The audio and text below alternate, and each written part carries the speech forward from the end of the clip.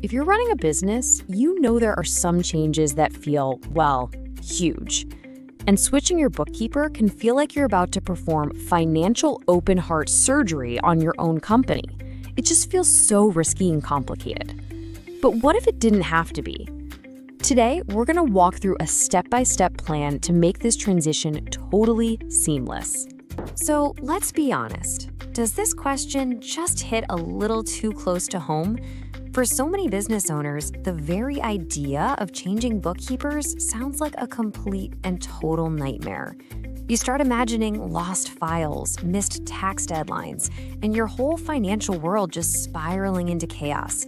It's a really common fear, but it's one we can absolutely solve. Look, that feeling is completely valid.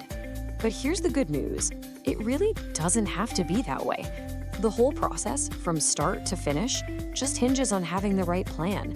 If you get that part right, this switch stops being a source of stress and becomes a smart, strategic move for your business. You know, you can't really fix a problem until you truly understand it. So, first things first, we've got to dig into the why.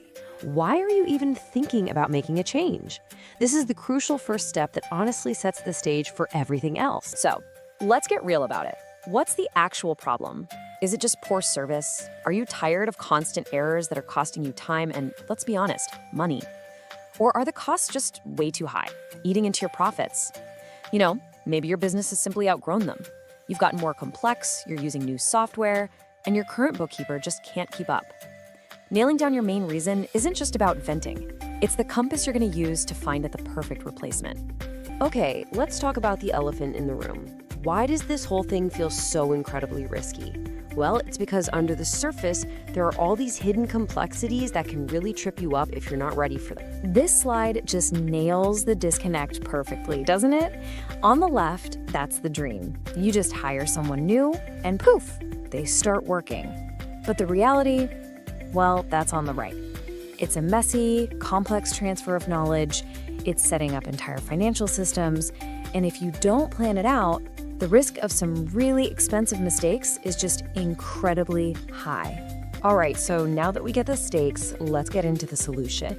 It all kicks off with your pre-switch checklist. Think of this as your guide to finding the absolute right partner to take over your company's books. The key word here is precision. You're not just looking for a bookkeeper, you're looking for your bookkeeper. Do they have expertise in your specific industry? That means they already know the weird tax rules or reporting standards for your field. Do they know your software? That saves you a massive headache. And hey, finding someone who can also clean up old messes, that's like hitting the jackpot. This isn't just about balancing the books. It's about finding a partner who gets where your business is going. And this quote right here, this really gets to the heart of making the transition work. It's not just about hiring someone new. It's about managing the actual handover. Think of it this way. That communication between your old and new bookkeeper is the safety net that's going to catch all those little details before they can fall through the cracks. So, what does a smooth handover actually look like in practice? Well, here's the game plan. And try to think of this less like a breakup and more like a really well-choreographed baton pass in a relay race. Smooth and seamless. The entire handover can be broken down into these 3 simple phases you see here.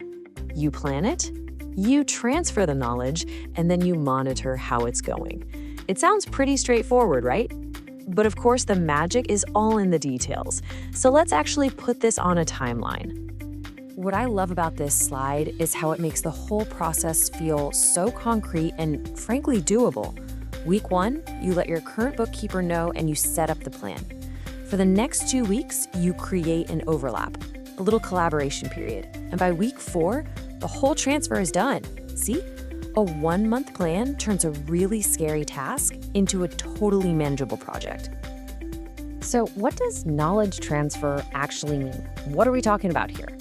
You're basically creating a welcome kit for your new bookkeeper so they can hit the ground running on day 1. As you can see, that means everything from financial data and system logins to how you handle your own internal processes. Seriously, the more organized you are here, the faster and smoother this is all going to be. So, the handover is done, but you're not quite at the finish line just yet. This last phase is all about staying in control and making sure the new system is working perfectly for you and your business. Yeah, your job isn't quite over when the handoff is officially complete. For that first month, you need to be the quality control.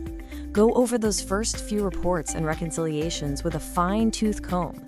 It is by far the best way to spot any tiny misunderstandings before they have a chance to grow into much bigger problems. Now, we should mention that our source for this explainer, a service called Outbooks, makes one final point. They suggest that bringing in a professional service can actually simplify this whole process, mostly because managing these kinds of handovers is just a standard part of what they do. And at the end of the day, what's the goal of all this planning and careful work? It's this.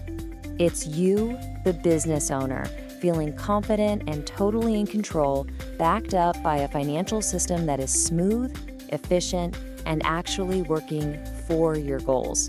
That big headache is finally gone, and it's replaced with clarity.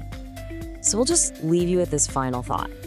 Once this big piece of your business is handled, once your books are clean and your financial systems are just humming along, it frees up so much mental energy for you to think bigger. So now that that's taken care of, what's the next big goal you're going to tackle?